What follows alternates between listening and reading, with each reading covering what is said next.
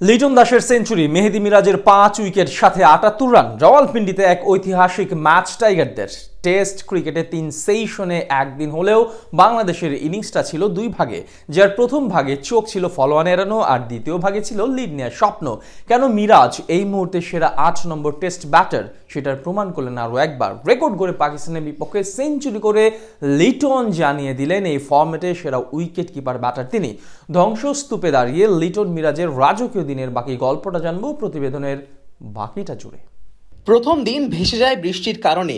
দ্বিতীয় দিনের শুরুটা পাকিস্তানের হলেও মিরাজের কল্যাণে শেষ দিকে চালকের আসনে ছিল বাংলাদেশ।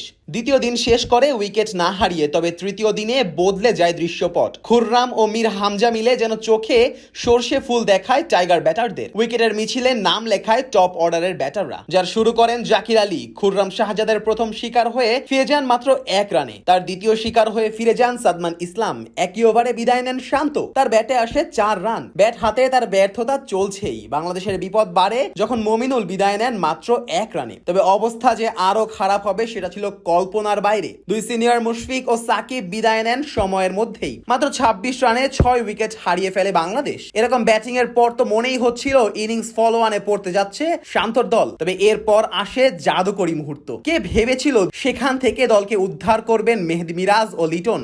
কেন বাংলাদেশের বর্তমান সময়ের সেরা টেস্ট ব্যাটসম্যান তিনি, সেটা আরো একবার প্রমাণ করলেন লিটন। প্রথম টেস্টে দারুণ এক হাফ সেঞ্চুরির পর এদিনও ছিল দারুণ ছন্দে। দুজনের ব্যাটে দলীয় সেঞ্চুরি পেয়ে যায় বাংলাদেশ। এখানেই শেষ না, তাদের জুটি গিয়ে দাঁড়ায় সেঞ্চুরি পেরিয়ে। লিটন কেন এই ফরম্যাটে সেরা তার প্রমাণ দেন আবার। দারুণ এক হাফ সেঞ্চুরি হাঁকান, যেটা টেস্ট ক্রিকেটে তার 18তম। যদিও এখানেই থেমে থাকার প্ল্যান ছিল না তার। এদিকে প্রথম টেস্টের পর এদিনও দারুণ ব্যাট করেন মিরাজ, তুলে নেন 8ম টেস্ট হাফ সেঞ্চুরি। এদিন সাকিবের পর প্রথম কোন বাংলাদেশি ক্রিকেটার হিসেবে ঘরের বাইরে এক ম্যাচে 5 উইকেট ও হাফ সেঞ্চুরি করলেন মিরাজ। যদিও শেষ পর্যন্ত আর বেশি দূর যেতে পারেননি তিনি। সেঞ্চুরির আশা দেখিয়েও হতাশ করেছেন আরেকবার। খুররাম শাহজাদের শিকার হয়ে থামতে হয় তাকে। তার ব্যাটে আসে 78 রান। তার বিদায়ে ভেঙে যায় লিটন ও মিরাজের গড়া 165 রানের জুটি। 7ম উইকেটে এটা বাংলাদেশের হয়ে দ্বিতীয় সর্বোচ্চ।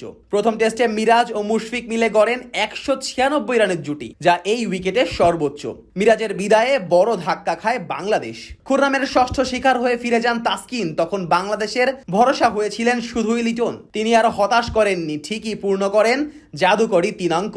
টেস্ট ক্রিকেটে এটা তার 4 নাম্বার সেঞ্চুরি, পাকিস্তানের বিপক্ষে দ্বিতীয়। প্রথম কোন বাংলাদেশি হিসেবে পাকিস্তানের সাথে 2টি টেস্ট সেঞ্চুরির কীর্তি এখন তার। তার ব্যাটে এক সময় লিড নেওয়ার স্বপ্ন বুনতে শুরু করে বাংলাদেশ। যদিও সেই স্বপ্ন বড় হয়নি। 138 রানে আগা সালমানের বলে বিদায় নেন তিনি। তার ব্যাটে মান বাঁচে বাংলাদেশের। শেষ পর্যন্ত টাইগারদের সংগ্রহ হয় 262 রান। 12 রানে লিড নিয়ে ব্যাট করতে নামা পাকিস্তান হাসান মাহমুদের তাণ্ডবে 9 রানে 2 উইকেট হারিয়ে বসে। তাই 21 রানের লিড হলেও ম্যাচের লাগাম এখন বাংলাদেশের হাতেই।